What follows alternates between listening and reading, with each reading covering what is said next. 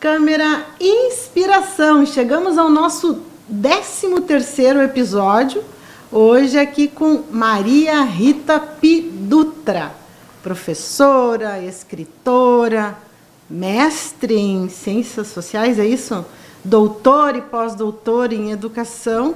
E essa figura relevantíssima para a história de Santa Maria, vereadora, nossa vereadora também, e com uma trajetória muito conhecida, muito marcante, né? Todo mundo conhece aqui em Santa Maria a história, a trajetória da Maria Rita, mas hoje a gente quer saber no Inspiração, e é esse o viés do nosso projeto, quem são as grandes mulheres da vida da Maria Rita. Então, bem-vinda, estou muito feliz, Maria Rita, em poder ter esse momento aí contigo e a gente conhecer um pouquinho mais desse protagonismo feminino dentro da tua trajetória.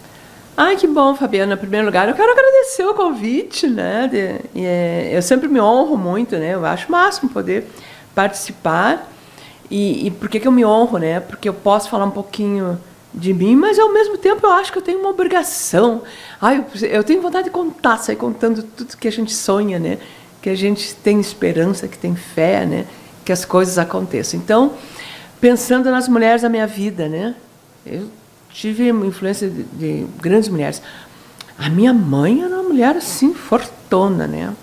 Uma grande mulher. O nome dela, Maria Rita? Lucília de Lima Pi. A Lucília. É, ela era então, vamos lá para a mulher... história da Lucília. Vamos conhecer a Lucília. Ela era uma mulher negra, tinha o cabelo assim, ela usava o cabelo preso, fazia assim umas trancinhas, mas depois, com o tempo, a mãe vai perdendo, vai emagrecendo. Então, ela era uma matrona, era uma mulher gorda, mas depois ela não é tão gorda quando ela, nos últimos tempos, que ela desencarnou com quase, ia fazer 90 anos, né? Olha só. Então, ela era mais magra. E ela cursou, ela tinha, a titulação dela era analfabeta, né?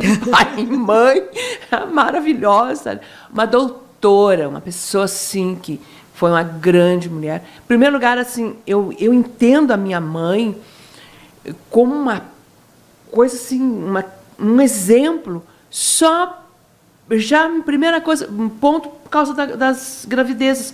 Fabiana, a minha mãe teve 7 gravidezes com 9 meses. Ela ficou 9 meses esperando um filho, sonhando com esse filho, e esse filho, na hora de nascer, ele era sacrificado, ele morria, e era para salvar a mãe.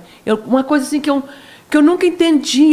Eu me criei porque nós somos as únicas. Eu e a Maninha, nós somos gêmeas. E nós fomos as últimas filhas que a mãe teve. Aliás, depois de nós, ainda teve uma gravidez extrauterina. Isso em 48, que eu sou de 48. E eu tenho a impressão que eu acho que 50... Ai, não sei. Não vou precisar, mas eu me lembro dessa função da mãe no hospital. Porque também antes, claro, não era nascida, né? E tinha situações que eram hospitalar. Não, a mãe sempre era hospitalar, porque ela conta isso. Né? E depois, quando eu tentei entender, já era muito tarde, foi quando eu engravidei. Né? Que aí eu fico com receio. E aí, nos meus exames, eu vim ganhar a Tatiana aqui, primeira filha, e deu ali alguma coisa de toxoplasmose. Né? E a gente disse, o que é toxoplasmose? Eu não sei se eu tive toxoplasmose, mas fiz uma testagem ali que deu positiva. Talvez fosse isso. Então, eu ignoro por ignorância, eu ignoro o que aconteceu com a mãe por ignorância mesmo, né? Por ter sido uma menina burra, mimada, muito querida. Então, em função da mãe ter perdido esse monte de filho, e a mãe nunca esqueceu, ela sempre contou isso, e eu nunca liguei. Sabe quando é que eu entendi a minha mãe? Na Kiss. Depois da Kiss, que eu fui entender o que foi a dor dessa mulher. Uma grande mulher. A mãe vem de uma família que morava, assim, de negros que moravam na fazenda, né, de escravizados. Ela nasceu em 1906. Então, a minha avó, Rita Bica de Lima, que, segundo eu sei, também era uma mulher fabulosa, ela teve 23 filhos. Então, eu calculando, a minha avó, Rita Bica de Lima, que era o sobrenome do meu avô, ela nasceu já do ventre livre, negra do ventre livre. Mas eu entendo, pelo cálculo que eu faço, que eu estou fazendo cálculo, né? Foi antes de 88, de 1888. E a minha bisavó, eu não sei. Porque nós, negros, é outra coisa assim, muito doída, né? A gente não sabe que os nossos antepassados. Nós não temos a árvore genealógica. Porque quando nós chegávamos aqui, os nossos antepassados iam para o mercado, né? Valongo foi um grande centro, né? Na Bahia foi um grande centro. Os negros eram separados e distribuídos por esse país. E os negros que vieram aqui para o Rio Grande do Sul também já são negros que já vieram lá de cima, né? Que já vieram ou da Bahia ou do Rio. Então, eu não sei. Eu sempre tive muito interesse de conhecer, de saber essa minha árvore genealógica. E esses dias eu estava assistindo, eu acho que a Isildinha Batista. A Isildinha Batista, ela é uma psicanalista. E ela estudou, ela foi discípula Guattari, ou Guattari, um filósofo, um pensador francês, uma coisa assim de louco, né? E ela é uma ilustre desconhecida aqui, sabe? Vou voltar para as minhas mulheres, que também são mulheres muito recentes. A Isildinha Batista, a doutora Isildinha, é muito recente, né? Muito recente para mim. Tá? Então, a mãe, voltando para a mãe. Aí, quando a mãe era muito católica, né? Porque nas fazendas sempre tem um parente, um que vai ser padre, tem um sobrinho, sabe? Tem um que vai lá para seminarista. Na nossa família teve tudo isso. E eles moravam para fora e vêm para a cidade, né? Vêm para Alegrete. Moravam no Ianduí, lá numas terras que eu entendo que sejam do Dr. Mariano, que deve ser filho ou neto do senhor de escravo, do senhor da minha mãe, né? E da minha mãe, não, da minha avó, né?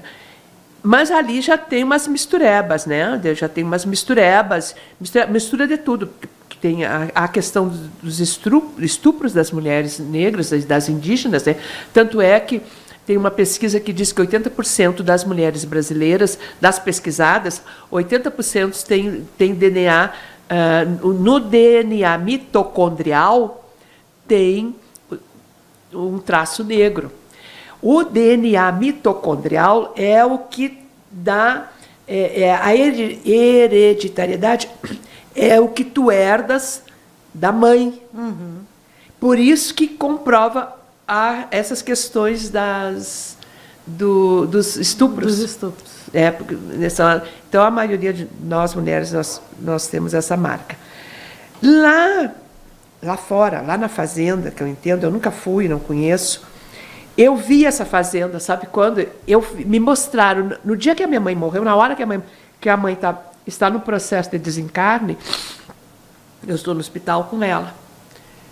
E eu digo assim, ela já está meio que esquecidinha, está meio dormindo. Eu vi que a mãe ia desencarnar, né? Mas eu cheguei para ela no ouvido e disse: Dona Lucília, a senhora teve filhas? E ela estava, sim, 2 joias que Deus me deu. Eu me criei ouvindo isso. Eu me criei ouvindo a mãe dizendo isso. Mas a mãe lá na fazenda, tudo eram católicos, né? E ela vem para Alegrete, é tudo católico. Quando ela casa, tinha 2 irmandades, mas que agora não vou dizer que não vou.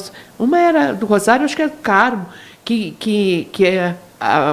colocam quando a noiva entra, ela recebe aquelas insígnias do que ela participava na igreja. Mas a dor, né, o sofrimento, e aquele sonho, aquele desejo de ser mãe, e ela, quando ela vai ao médico, que o médico, eu me lembro bem do nome, era Dr. Amaury Lenz, esse eu conheci muito, que era um médico nosso, né? Porque naquela época não tinha médico, não tinha INSS, né? A gente não tinha esses planos de saúde, né? Então era um médico que de repente cobrava alguma coisa ou não cobrava, e era um amigo dos pobres, né? E que atendia sempre a mãe. Então, quando a mãe vai ao consultório com o meu pai, o médico diz: a senhora está grávida. Aí ela disse assim: nem conta, nem fale nada para o meu marido ainda. Ela pediu do Baião. Era mais, de repente, essa cabeça de masculina, né? Apesar que eu adoro meu pai. Aí ela fala com a cunhada, contou para a cunhada, que era mulher de um irmão do meu pai. Chamava-se Dorilda, essa senhora. E aí a madrinha Dorilda disse: não, então vamos abortar, né? E aí tinha uma pessoa muito conhecida na cidade, né? Que praticava, que fazia o aborto. Então a mãe vai até lá com a madrinha Dorilda, chegou até a porta. E aí ela não teve coragem. Aí ela vai numa outra situação de médico, mas de consulta, eu acho que tinha um controle. Quando ela está saindo do médico, o pai acompanha. E ela diz para o meu pai: me leva na tal de Aliança Espírita. Mas claro que ela já sabia, né? Ela já sabia onde era tudo, né? E aí ele vai com ela. O meu pai acompanha a mãe até a Aliança Espírita Santa Mariense, que ficava ali na rua Dona Luísa, esquina com Silva Jardim, que aquela rua mudou de nome, ali nos fundos da Unifra, né?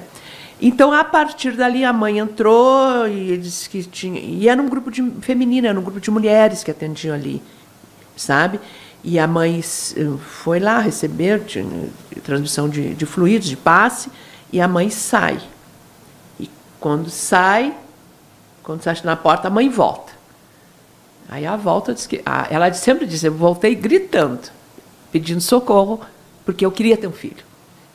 E aí aquele grupo... Engraçado, era um grupo de mulheres. Aí eu me lembro de algumas mulheres maravilhosas que me marcaram.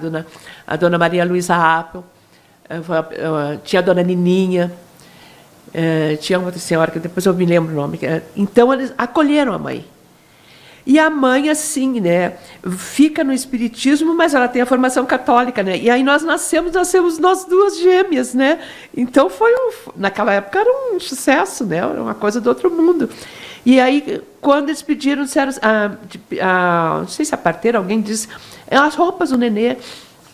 Aí disseram assim para ela, a mãe disse assim: não tem roupa, não fiz nada. Isso que a mãe fazia crochê, tricô, ela era muito habilidosa, né? Ela não fez nada, então foi tudo ganho. As pessoas iam lá, faziam romaria para ir no hospital para nos presentear com as coisas, né? Nós não tínhamos nada, foi tudo ganho, sabe? E então, essa dona Lucília. Aí, então, a mãe vai para o espiritismo como uma devoção, né? Como um reconhecimento, com aquela gratidão, porque ela conseguiu ter as filhas, né? Ela conseguiu ter as 2 filhas. E ela nos cria, eu digo assim, espiritólica no começo. Espiritólica. Tinha muito de catolicismo com espiritismo, sim, né? Mas depois, claro, que nós vamos crescendo, aí a gente vai seguindo, né? Se direcionando. Nos direcionando. Então, essa é a minha mãe. Eu costumo contar, né, que a mãe me influenciou na escolha da minha profissão. Aí também tem outra mulher importante na minha vida, que faz pouco que ela voltou para a casa do pai, que é a minha prima Rita Matilde Conceição, de São Gabriel. Uma grande mulher que teve assim, a Rita, não sei se foi sorte ou azar, porque ela foi a primeira neta da minha avó, a primeira sobrinha de toda a família, né? Então, da minha mãe, ela era, acho que meio uma irmãzinha mais nova, sabe? Porque ela, quando ela nasceu, acho que no segundo parto, a mãe morre no parto. A minha tia, a mãe da Rita Matilde, morre no parto. Então, e a Rita Matilde, então, eu me crio ouvindo a história da Rita, né? E naquela época, né, fica aquele sentimento que a mãe era isso, a mãe era boa, a mãe isso, o pai tinha problemas, não, sabe? Mas a minha avó, eles se apropriaram da Rita Matilde. Então, eles contam histórias, né, que a Rita veio, e aí, quando a minha avó morreu, o pai requereu, tinha direito, né? Mas, gente, tudo isso lá na década de 40. Era outra lei, né? Sim. Aí eu me criei também ouvindo muito aquelas histórias, aquela luta para minha prima, para a Rita ficar conosco, né? Ficar com a nossa família. Aí ela vai para onde? Vai morar com aquela tia, que era a irmã mais nova da minha mãe, e que aquela tinha melhores condições. E a Rita se forma no ginásio. Gente, no ginásio, não sei o que. Era uma formatura, né? E a Rita se forma professora. E eu, então, já tenho um modelo da quê? Da Rita Matilde. Eu vou ser professora, né? E a Rita era uma mulher brilhante. Além de ser muito bonita, ela era uma mulher brilhante. Ela sempre dialogava muito, né? E conversava. E aí houve um tempo assim que aí eu vou voltar um pouquinho na mãe. A mãe era lavadeira e nós entregávamos as roupas nas patroas, né? E numa situação dessas, eu acho que eu devia ter uns 7, 8 anos, não sei, a senhora, a patroa, reclama de um lençol amarelo, um lençol canarinho que teria sumido, e eu já me meti no meio da conversa. A mãe disse, não tinha. E eu disse, não tinha, porque eu escrevia o hall é a listagem das peças, né? Que vinham para lavar. E eu passava limpa, eu escrevia lá, passava limpa, quando chegava a gente fazia, porque a mãe não sabia escrever. Sim. E eu disse, não tinha um lençol amarelo, não tinha. E quando eu saio desse lugar, dessa casa, eu via, a mãe foi tão constrangida, a minha mãe chora, e eu disse para ela, e eu nem sei, eu acho até que eu fui grosseira, eu disse assim, eu não vou ser lavadeira como a senhora. Você é professora, como a Rita Matilde. Ai, a mãe disse, ai, que bom, me abraçou, me beijou, ai, que bom, vou trabalhar muito, vou pegar mais lavado para ajudar para ser professora. Eu disse, ai, meu Deus do céu, só falta tomara que pegue lavada, mas não pegue patroa estressada, né? Então, tá. Então, aí a Rita me serve assim, muito como modelo. E agora eu estou pensando, nunca eu tinha pensado, né, sobre isso. Eu sou uma pessoa extremamente... Eu tenho uma curiosidade. Por exemplo, quando eu li o livro da Daniela Arbex, O Holocausto Brasileiro, eu fiquei tão furiosa de ver aquilo. Eu peguei a data, né, quando aquele hospício, aquele hospital foi inaugurado em tal ano, tal ano, eu fui lá, pesquisei quem era o governador, quem era o prefeito, que partido era. Quem é que deixou isso tudo acontecer? E tinha gente amiga, tinha gente que a gente... Até o Juscelino esteve por lá, né? Tinha gente que a gente admirava que estava por lá. Sim. Agora, com essa questão aqui da Braskem também, eu vou atrás, né? Eu vou atrás e já sei, Aí, esses dias, o doutor Vera me disse, mas como é que tu sabe? Não, mas eu já fui, sabe? E era a Rita Matilde. Por quê? Porque a Rita não tinha faculdade, assim, eu acho que tanto, né? Isso década do quê? De 50. É década de 50. Eu acho que ela se formou em 48, pela foto que eu tenho lá em casa. Em 50, 60, ela vinha muito para cá, para Santa Maria, para fazer uns cursos. Não sei se não era suficiente. Ela fazia uns cursos, ela estudava, ela vinha para cá e estudava. E tinha umas amigas aqui, sabe? Eu me lembro da família da Débora Rosa, da mãe da Débora Rosa, tinha uma outra... Deja. Da Deja, tinha outras famílias, tinha outra pessoa maravilhosa, que era a Dorothy Cortes, tinha umas gurias assim, muito nobres, né, umas meninas, as pessoas assim de destaque, que eu admirava muito, aquelas moças, né, aquelas negras lindas, muito bem vestidas, né, filhas de militares e aquilo. E a Rita convivia com eles, né, com esse grupo, né. Até esses dias eu fui numa festa, a Clarice me convidou para um encontro de família. E veio gente de Brasília, São Paulo, acho que Paraná, Santa Catarina, foi bastante gente, né? E foi um encontro, um grande encontro de famílias, e eu me senti muito honrada, eu e minha irmã, de participarmos desse encontro. E ali tinha uma prima da Clarice, que eu me lembro que a minha prima, essa Rita Matilde, ela tinha um primo, que morava perto da minha casa. E eu disse, mas não morava na Marechal Deodoro, numa casa assim? Não! Aí sim, aí nós conversamos, né? Aquelas mulheres com aquela memória, né? Um encontro, família Maia. Um encontro de famílias, porque a gente tem a mania de dizer assim, porque nós viemos de África, fizemos a travessia forçada, porque nossos herdeiros os nossos antepassados foram rei e rainha. Tem um rei, né? Tem uma rainha, não é a rainha, não. A gente veio lá no batente, né? No batente mesmo. Mas a gente está se reorganizando. Nós, mulheres, né? A gente tem essa força, né? E eu acho que a gente tem a força do axé, né? Nós temos a força do Ubuntu, né? Nós, negros, a gente tem muito essa coisa da força do Ubuntu. Então, a Rita sempre, ela costurava nos meus 15 anos, né? A mãe comprou o tecido, tudo, e eu fui para a casa dela. Ela já era casada, e eu fiquei lá, né, servindo de modelo, de manequim, e ela fez o vestido para mim e o para minha irmã, porque a minha irmã não foi, né? Foi a minha irmã pequenininha, sabe? Então a Rita costurava, a Rita datilografava. Professora, tudo isso. Professora, tudo isso. Aí já vem a Ana Rita.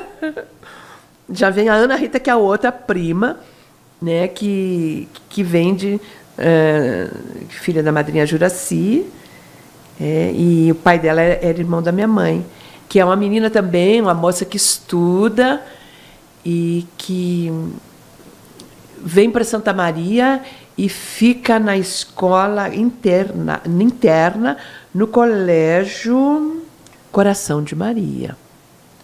E ela ficou ali, né, no Coração de Maria, fazendo o curso normal, a escola normal. Só que ela entra na escola normal no Coração de Maria, e eu logo entro no Bilac. Eu também, parece que são 6 meses de diferença as nossas formaturas, né? Então a gente tem aquele sonho, né? Aquele sonho. E eu ainda continuo, né? Achando que a profissão, a coisa mais importante, eu ainda acho que é a educação, que é o professor, quem sabe, e eu me realizo muito com o que eu faço. Eu gosto de estar assim, tentando contribuir, né? E sempre pensando, eu estou sempre pensando, eu nunca estou paradinha. Eu tive um conhecimento faz 50 anos. Não, eu tenho aquele conhecimento de 50 anos atrás, de 60 anos, mas eu tenho uma coisa muito atualizada de ontem. Eu estou descobrindo a Virgínia Leone. A Virgínia Leone, bicudo, eu perguntei para o professor na universidade, como é que ela é uma pesquisadora que em 1942 ela realiza uma pesquisa sobre a situação das crianças e adolescentes, das crianças, dos estudantes, dos alunos das escolas públicas de São Paulo. Ela trabalhou com a equipe que veio da Unesco depois, em 50, com os pesquisadores, Horácio Nogueira, o pessoal que veio pesquisar a situação do negro. Como é que ninguém conhece Virgínia Leone? Bicudo, como é que nós não conhecemos? A Isildinha Batista Nogueira, ela foi discípula do Guattari. Como é que a universidade que endeusa, que a gente estuda esse cara maluco, né, que a gente lê horrores e coisa dele, como é que não se conhece uma mulher negra, sua discípula, chamada Isildinha Batista? Que está aí, que estão aí, o pessoal da psique, está todo mundo aí agora pesquisando, né, as marcas, a opressão racial, o que uma opressão racial faz numa pessoa. Vê? E Maria Rita, voltando então para essas três mulheres que falamos até agora, tua mãe, Lucília, as primas, Rita, Matilde e Ana Rita. Eu queria que tu, a partir de cada uma delas, o que delas está mais evidente em ti? Que inspiração que elas foram para ti e que tu carregas hoje na Maria Rita atual? A Rita Matilde é essa coisa da curiosidade, de buscar, de estar sempre... Porque ela era assim, sabe? Curiosa por natureza. Curiosa por natureza, com livros, pesquisando, sabe? E da Rita Matilde, eu trouxe isso, né? Agora, da Ana Rita... A Ana Rita sempre foi muito fina. Ela é muito educada. Ela mora em Brasília, né? Ela é uma pessoa muito ponderada. Enquanto eu sempre fui muito doida, muito correndo, muito gritando, sabe? E ela tinha aquela maciez. Mas eu até acho muito ponderada nas tuas causas, nas tuas lutas. Tu achas? Claro. Ai, que bom. Então, isso é da Ana Rita. Então, é da Ana Rita, né? Sempre sensata, assim. A Ana Rita é assim, né? Ela é uma pessoa assim, que eu olho para ela e digo, mas que coisa incrível, né? É uma pessoa maravilhosa, né? Então a gente traz, e foi tão bom porque a minha filha Tatiana também teve um pouco tempo lá, teve um tempo agora na pandemia, e ficou abrigada lá na casa da Ana Rita. Então eu trago da Ana Rita essa coisa, né? A delicadeza, a sensatez, assim, sabe? Vai. E a Rita Matilde era o estudo, mas ela ia para fundo. Para fundo, ela ia para frente, né? Então, investigava a fundo. E aí depois eu posso... Tem muitas mulheres, porque as mulheres... E a mãe? O que tu tem da mãe que tu acha que... A guerreira. A guerreira. Porque eu vejo assim, como é que eu percebo... Uma pessoa que não aprendeu a ler, depois ela aprende a ler mais tarde no Centro Espírita, tem uma professora que ensina. Ela aprende. Pegou ela, era Sociedade Espírita Otacílio de Aguiar. Então, mais tarde chega uma professora, uma senhora que era professora, e que ela reúne assim, as médiuns ali. Era um grupo. Naquela época as mulheres não... E aí a dona Wanda, me lembro, a dona Wanda ensinou as mulheres, e então a ler, a mãe aprende a ler, não consegue escrever muito, mas ela aprendeu a ler, né? Então, a minha mãe sempre foi uma pessoa assim, que estava sempre auxiliando, essa coisa de se colocar no lugar do outro, né? De estar, de auxiliar, vai na vila, naquela época nós tínhamos a Vila da Lata, a Vila da Pulga, né? Então vai lá levar um ranchinho, vai ajudar, vai conversar, vai ver, sabe? E eu tenho essa coisa da mãe, né? Mas só que eu já quero resolver, eu não sou muito de deixar, sabe? Eu não sou muito de deixar dar a primeira olhada e pronto. Não, eu gosto de fazer um encaminhamento, ver os resultados. Então, eu tenho essa capacidade de me colocar no lugar do outro, que nós, negras, a gente costuma dizer assim, que a gente tem essa empatia, né? Mas a gente se coloca no lugar do outro pela dor, é dororidade. Havia uma piedade, diz, é dororidade. Enquanto as mulheres brancas, elas se colocam pela amizade, pela irmandade, na sororidade, né? Porque nós nos atraímos e nós conversamos pelas nossas dores, porque se a gente fizer uma reunião, coloca 10, 15, todas têm, as histórias são mais ou menos semelhantes, sabe? Aí depois eu vejo assim que eu trago as minhas filhas, né? Eu entendo que eu não entendo, eu sinto, eu senti. Gente, e eu era doida, eu pensava assim, nem preciso ter filho. Eu não achava. Casar até queria casar, mas não sei se eu queria ter filho, sabe? Mas meu marido queria muito ser pai. Aí, quando chegou a Tatiana, gente, eu me empoderei. Aí, porque eu passei por um aprendizado, por uma experiência. Tu tem que passar por aquela experiência. E aí comecei a valorizar todas as mulheres, todas as mães, aquelas mães que chegavam lá na porta da minha sala de aula, sabe? E eu começo a entender essa coisa, essa magia, né? A magia da maternidade, né? E a magia da maternidade de mulheres pobres, de uma mulher pobre que tem que lavar roupa para sustentar a família, né? Que o marido também não tinha vencimento mensal, né? Mas que conseguia, né? A mãe sempre foi uma lutadora. A mãe, eu acho que depois ela se dedicou muito mais na causa espírita, né? Porque o espiritismo é um campo doutrinário que não te obriga a nada, que te liberta, né? Quando eu deixei de comparecer, eu fui lá, avisei, assinei. Eu quis assinar para dizer que eu estou me afastando, para legitimar, né? Mas eu não deixei de ser. Não vou dizendo assim, mas eu tinha coisas que eu gostaria de fazer. Uma mulher assim que me mexe, sabe? Tem mulheres que me mexem. A mãe medianeira me mexe comigo. Mexe comigo. Iansã mexe comigo. Olha, Mamãe Oxum mexe comigo. Tem umas mulheres assim que são dessa causa religiosa que também me marcam, né? Iansã, Oxum e a mãe medianeira. Eu tinha muita vontade de ir numa festa medianeira. E eu não ia. Por quê? Porque as pessoas me conheciam dentro do espiritismo. E eu não achava legal, né? Mas depois do momento que eu me afastei, eu comecei a ir, né? E assistir e vi coisas assim incríveis, né? De cenários de luz, de cura, de força.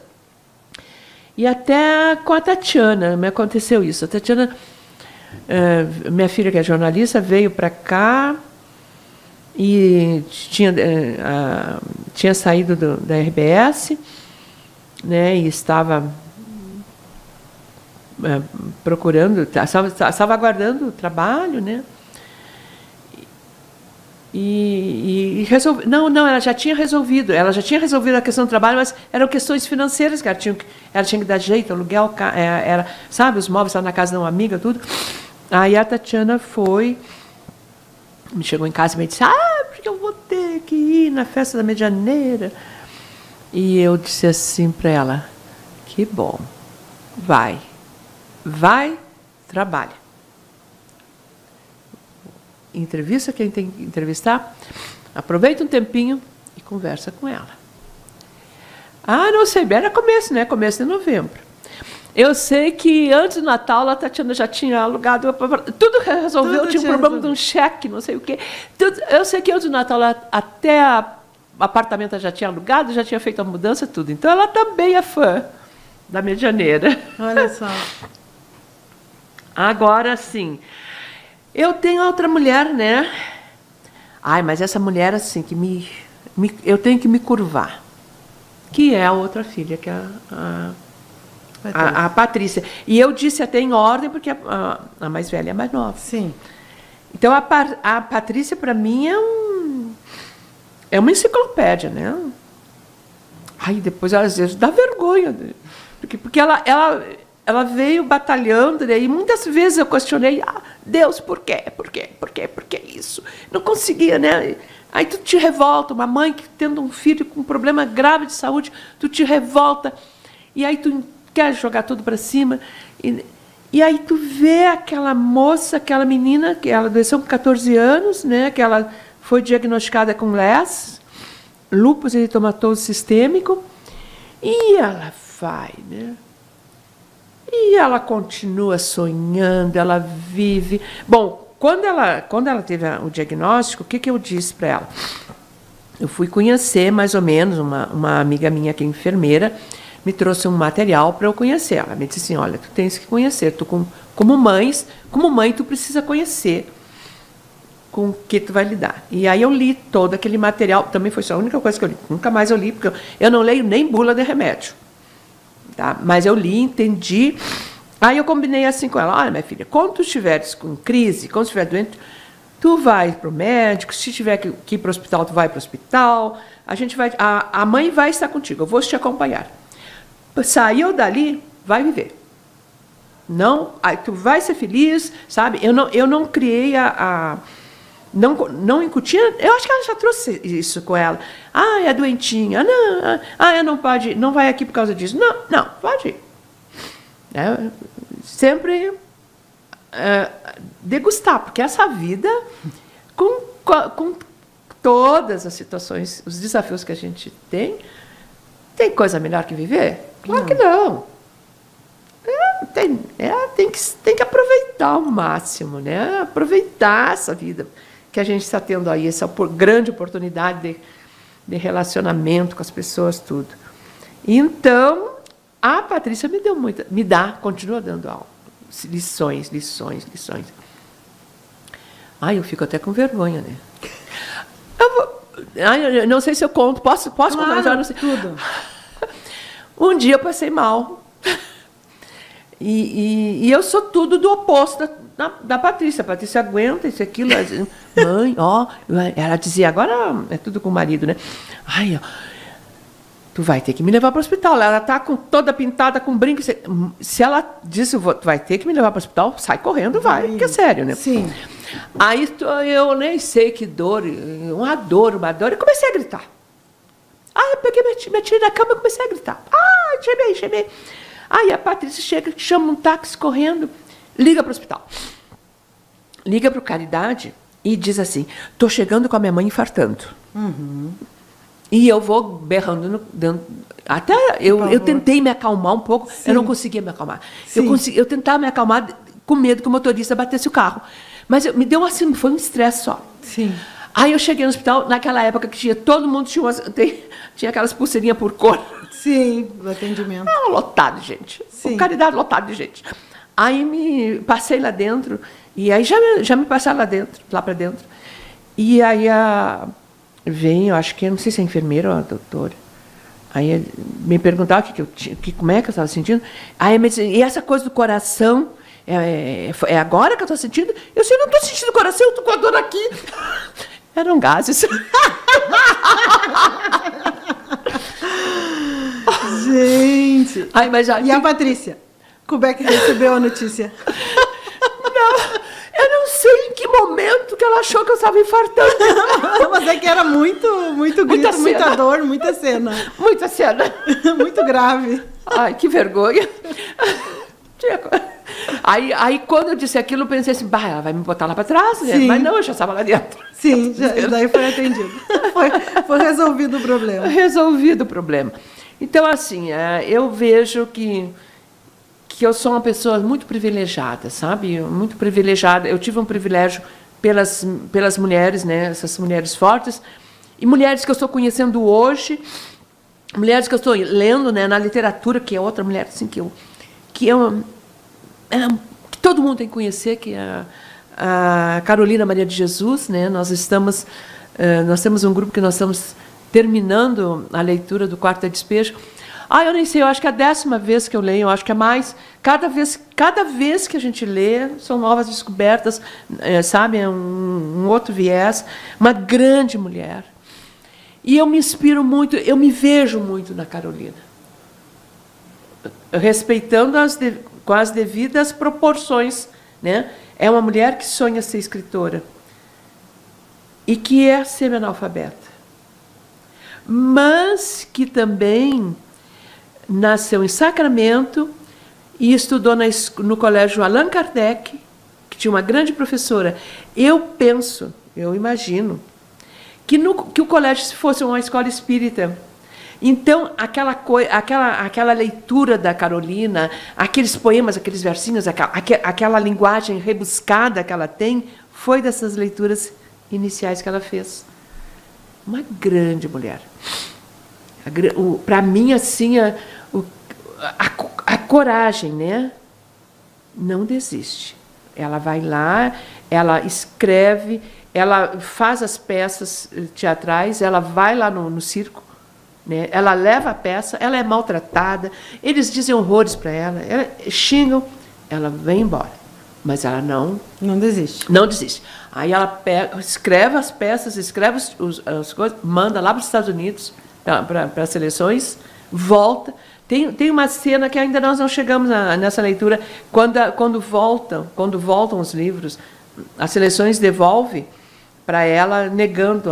Porque alguém indicou que talvez ela publicasse lá pelas seleções alguma coisa, né? E ela se arrasa. Eu me sinto, assim, me vejo muito nela, assim, sabe? É uma mulher incrível, né? Acho que nós temos que trabalhar mais Carolina, conhecer mais Carolina. Mulher corajosa. Eu vejo assim que nós, não só nós mulheres negras, não, tem mulheres brancas. A minha Centro Espírita tinha a dona Otília Martins, que era negra, mas as outras mulheres eram mulheres até...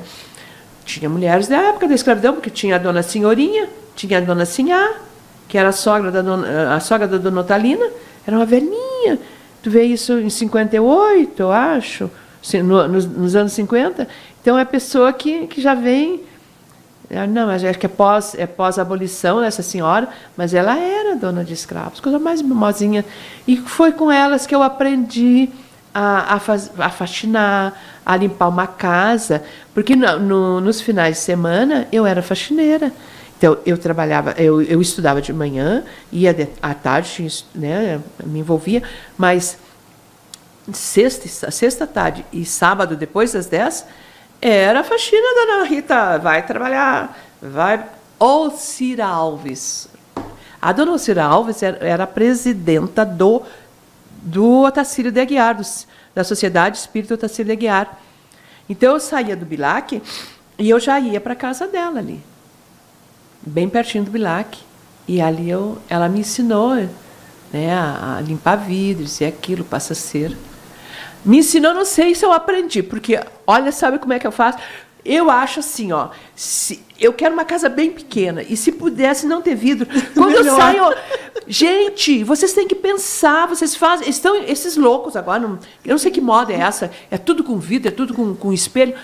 Tu já pensou que alguém tem que limpar? Tem alguém que limpa. Mas eu não quero coisa com muito vidro, eu não vou limpar. Porque quem já passou... mas cera, pelo menos, não se passa mais cera, né? Não, eu acho. Ainda bem. Ainda bem, não, né? Ainda Eles bem. são achados nossos, né? E aí, Maria Rita, me diz uma coisa, uma dúvida que eu fiquei, uma curiosidade. Tu falaste que a dona Lucília, ela perdeu 7 filhos. 7 né? filhos. Isso foi antes ou depois de ter vocês gêmeos? Antes. Antes? Da década de 40. Mas também, né, a gente pensando como a ciência, né, a gente tem que agradecer, como nós evoluímos. A minha avó teve 23 filhos. Né? A mãe, tadinha... Claro, de 40 que ela casou até 48, ela teve uma barriga, por ano, cada ano. E ainda passava pela dor dessa criança morrer. Ela ficava 9 meses, ela ficava com leite. Imagina. Não tem coisa pior do que logo depois do parto a gente ficar, né, que fica duro, né, até descer. Sim. E tu não ter o teu filho para... Ai, que coisa horrível, né? Então, tinha que tirar... Não, foi tudo antes.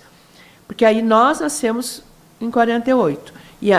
Que aí as gêmeas, nós duas. Né? E a mãe conta que ela teve um sonho. Meu avô, quando ela ganhou o primeiro filho, que ela está ali, né, muito triste, a criança morre. Ela chamava-se Miguel Arcanjo. O meu avô chegou para ela e disse... Só duas são tuas. Só duas serão tuas. Ou só dois. E 8 anos depois, em 48, a gente nasceu. Então, nós nascemos assim, a mãe nos criou com muito amor, com muito carinho, mas também, ó, se tivesse que castigar, escreveu, não, leu pouco meu. Não tinha. Não tinha essa, perdi 7, agora vou tratar. Não, ela não tinha. E ela sempre foi uma pessoa. E também ela sempre exigiu muito, porque ela era trabalhadora do lar, então ela conviveu com pessoas muito importantes, com advogados, com gente da política. Tu vê, a mãe, eu me criei ouvindo a mãe falando no Oswaldo Aranha. A mãe trabalhou na casa do Oswaldo Aranha. Olha só. Né? Lá em Alegrete. E a gente tinha aquela coisa, né, do Oswaldo Aranha. Eu também, depois que tu vai entendendo, porque ele foi para a ONU, tudo, né? Foi criado o Estado de Israel, que foi acho que na gestão dele, né? Então a gente tinha. E tinha pessoas muito importantes, né? Nós tínhamos a madrinha Maria. A madrinha Maria, o marido dela era gerente do Banco da Província. Ela era uma professora, morava aqui, mais ou menos em frente ali do Taperinha, onde tem aquele... Por ali em frente do Taperinha, por ali, né? Ainda não tinha aqueles edifícios. Aquela pessoa, sim, foi uma patroa da minha mãe maravilhosa. Aí eu me lembro uma vez que nós... não sei, a gente estava com gripe, sei lá eu. Coisa de criança, estava doente. E eu morava, assim, em frente ao Sauer, na outra rua. Na travessinha ali, na Boca de Araújo, que a gente chamava Beco. Só que em frente à nossa casa tinha um campo. E tinha um açude, que essa água ia para a fábrica Sauer de calçados.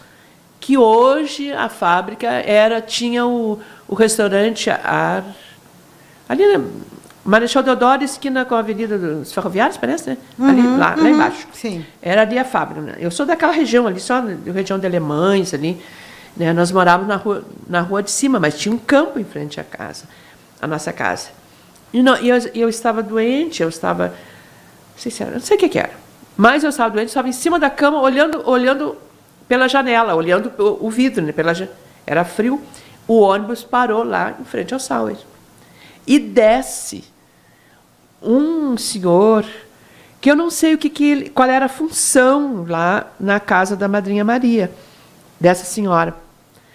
Ele desce com uma cesta, um cestão assim de vime, que era quase uma mala. Ele traz aqui, ele botou aqui, né? E ele vem vindo. E aí eu gritei para a mãe, o seu fulano vem vindo. Ali tinha tudo que era doce, tudo que era coisa. Tudo que uma criança que está doente queria comer, tinha naquela cesta. Nunca esqueci. Eu sempre acho que tem que dar além do... Que, se precisar ajudar alguém, dá o básico, mas tem que ter uma balinha, tem que ter um biscoitinho, porque eu me lembro da madrinha Maria. E me lembro da madrinha Rosa. Todos são madrinhas. Está vendo? Todo mundo é padrinho. Todas são madrinhas. Foi na nossa cultura, todo mundo era padrinho e madrinha. Mas a madrinha de verdade, madrinha Rosa. Tenho que louvar a minha madrinha. Morava ao lado da nossa casa. Eu acho que ela é uma mistura já mais brasileira, e o marido é alemão. Ele era Dreyer, e a madrinha Rosa, agora esqueci, não sei o que, Dreyer. E ela mora numa casa, porque nós moramos, aquelas casas ali eram casas de alemães, a nossa casa também tinha aquele estilo, né, aqueles chalés altos, né, pé direito, né, alto. Aquele estilo. Então, e ali ela ajudou muito a mãe, e nós ficávamos muito com ela. E ela também foi uma grande educadora. Para nós, ela foi uma grande educadora, porque se a mãe tivesse que sair alguma coisa, né, acho que ela cuidava, mas ela trabalhava na fábrica Sauer. E eles também faziam calçados ali, que tem uma parte de baixo, que era um porão ali, eles tinham uma fabriqueta de calçados, sei lá, eu arrumava tamancos, e produziam vinhos também, tinha umas coisas ali, uma adega, alguma coisa assim. E a madrinha Maria, a madrinha Rosa, ela tinha assim, o remédio para acalmar a aspi. O remédio, ela botava, depois que eu entendi, né? Eu achava que o Papai Noel morava na casa dela, morasse na casa dela, porque tinha lá em cima, tinha um, como é que a gente parte de cima ainda? Um sótão. Um sótão. Eu sempre achei que o Papai Noel morava ali. De vez em quando, em qualquer dia, em qualquer época do ano, o Papai Noel desgraçado aparecia na janela. Era um santo remédio, é um calmante, acalmava as pirras. Eu acho que a minha irmã até hoje tem medo de Papai Noel. Acalmava as pirras do Papai Noel da madrinha Rosa. Ela colocava... Claro que agora que eu estou pensando, não era ela de certo, ela pendurava a fantasia, né? A roupa. Não... Sim. Mas resolvia. Resolvia, porque, olha, eu não sei, a minha irmã agora só nesse processo de envelhecimento, e ela não fala muito, porque ela era muito arteira. Tu sabe que eu olhava para a Mania, eu achava que ela era louca. Porque ela era arteira. E ela não entendia, porque a mãe ia bater o sarrafo nela. Não, ela continuava fazendo arte. Né? Aí ela quebrou o braço imitando, atravessando um arame farpado, porque ela era bailarina, era equilibrista. A gente sempre inventava as coisas piores, né? As equilibristas, isso e aquilo. Tá? Então a gente fazia arte e a gente se machucava. Né? A Mania, sim, ela continuava fazendo arte, fazendo as coisas, né? Que também não deixa de ser uma mulher da minha vida, né? Porque foi minha companheira. A Graça foi minha companheira de nascimento. Nós somos o sol e a lua, é o dia e a noite, completamente diferentes. Mas nós sempre fomos muito amigas, sabe? A gente sempre... E eu gostava muito, eu sempre fui muito briguenta, eu adorava dar pau, eu adorava pegar e sair brigando, sabe? E aí, então, a Maninha aprontava eu sempre fui segurança da Graça, né? Eu sempre fui segurança da Graça. Então, podia saber que... E a mãe nos trazia, isso que a mãe nos trazia no costado. Imagina. Ai, gente, que pena, né? Ai, essas crianças de hoje passam assistindo TV. Nem fazem arte. Não, nem apronta. Não apronta. Né? Quando chovia, a gente ia nadar num lago ali, que enchia d'água ali. Na minha rua tinha um centro esotérico. Tacto, né? Não sei bem como é que se diz tacto. Tato, mas a gente chamava tato. E ali, então, encheu, a gente ia nadar. Quando foi construído aquele conjunto habitacional ali, depois, abaixo da UPA ali, acho que foi um dos primeiros. Ali tem aquelas casas, as casinhas, como é que é? É alemão o sobrenome? Ali, agora não me lembro. Perto na saída da Nabuco de Araújo, ali começava, ou encerrava, sei lá, a drenagem eles botaram uns negócios altão, assim, de uns canos imensos, que iam parar lá no campo dos... Era lá do Campo dos Link, vinha fazendo volta, e parava ali perto da Nabuco de Araújo. Pois a Mania conseguia entrar ali em casa e sair lá em cima, porque eu sempre fui... Nesse ponto, eu sempre tive medo de escuro. Eu ia um pouquinho, mas eu voltava. Sim. Mas a Maninha ia com a Juraci é advogada, com os irmãos da Juraci, a Maninha entrava e saía lá, e depois me abanava. Destemida. E eu lá embaixo, não sei, com uma raiva de mim, louca de medo, eu não entrava. Sim. Tinha medo de entrar nas coisas. Nós fazíamos horrores, sabe? Maria, para finalizar, que sim, já estamos, não parece, né? Já passou quase uma hora. Já? Já. Eu não falei de todas as mulheres da minha vida, eu acho. Tá. Tem tantas mulheres. Mas é que não dava, só uma hora. Porque depois tu vai selecionando, tem aquelas pessoas que te influíram na tua coragem, na tua esperança, né? Tem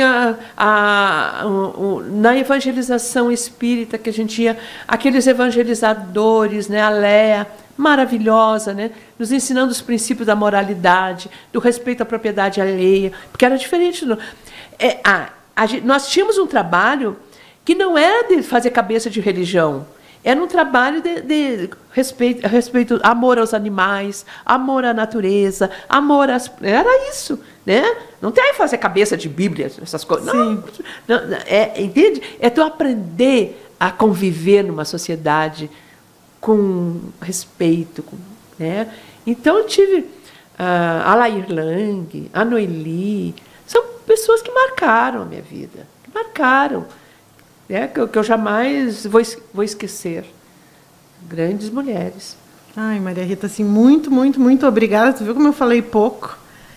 E a Maria Rita é para a gente ouvir. Eu acho que não é para a gente falar. Eu acho que quando a gente tem a oportunidade de ter uma Maria Rita com a gente, que bom. É para a gente simplesmente ouvir. Então, quero te agradecer muito, do fundo do meu coração, tu compartilhares essas histórias, essa trajetória. Tu sabe que é bom, né? É bom a Conceição Evaristo sair, né, com essa proposta de escrevivência, sabe? A gente estimular as pessoas a escreverem algumas coisas. É bom. Muito, a gente muito, revisita. Muito. Obrigada. Foi, com certeza, um dos programas mais ricos, mais emocionantes, mais que vão deixar mais, eu acho que mais motivos para a gente olhar para a nossa trajetória, né? Entender e enxergar esse protagonismo de mulheres que tu teve na tua história e quanto isso e em vários momentos da tua fala tu trazes, né? Eu ainda não tinha pensado nisso. A gente precisa pensar. A gente precisa trazer isso à tona para reconhecer todo esse legado, para honrar com muito orgulho todas essas mulheres, mas também para nos ajudar a seguir com esperança e com a certeza de que muita gente já trilhou, mas a gente tem muito ainda a conquistar. Então, muito obrigada, querida. Eu que agradeço. Gratidão, viu? Obrigada.